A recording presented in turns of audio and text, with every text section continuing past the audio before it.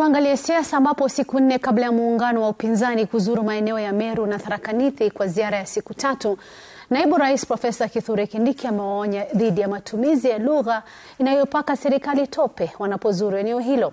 Kindiki aliyezungumza alipozuru eneo la Meru amemsuta mtangulizi wake Rigathi Gachagua kwa kampeni zake za kupaka tope serikali ya Rais William Ruto. Kama Mwangi na taarifa hiyo. Mirindimo ya upinzani ikitarajiwa kutua kaunti za Tharaka Nithi na Meru Jumaa hili.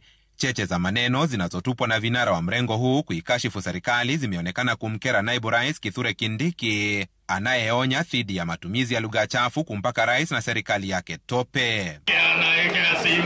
Akizungumza sokoni Gakoromone alipozuru Meru Jumatatu, Kindiki amemlenga mtangulizi wake na kinara wa chama cha DCP Rigathi Gachagua, anayemtaja kukosa heshima kwa viongozi wanaomuunga mkono rais na zaidi wanaotoka Mlima Kenya, akiwemo wewe nani? Wewe nani? Wewe nani? Ukifika hapa kuja na heshima bwana. Wewe kuja na heshima. Usikuja na madharau. Usikuja na kiherehere. Usikuja na kimbelembele. Sisi hapa hatupendi madharau.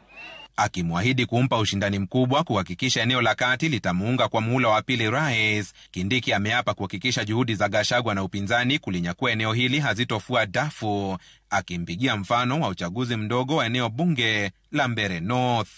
Na sisi hatuna shida na mtu yeyote, bora ukuja na heshima, useme mambo yako, alafu kwende, kwa sababu sisi sio watu ya fujo. Lakini hiyo madharau ukiendelea nayo, ukikataa kuachana na hiyo tabia ya matusi, wewe tutakuaibisha bwana. Wewe nani wewe? Wewe nani? Wewe nani? Kindiki alikuwa akizungumza baada ya kukagua ujenzi wa hospitali ya rufaa ya Meru inayojengwa kwa kima cha shilingi bilioni 1, ambazo ni sehemu ya shilingi bilioni 49 za miradi inayoendeshwa na serikali katika kaunti ya Meru. Naibu Rais pia alitangaza ujenzi wa soko la Gakoromone kwa kima cha shilingi bilioni 1.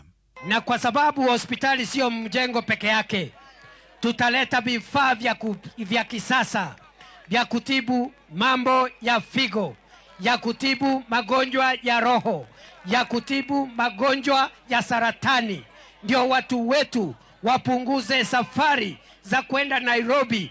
Kama Mwangi, runinga ya Citizen.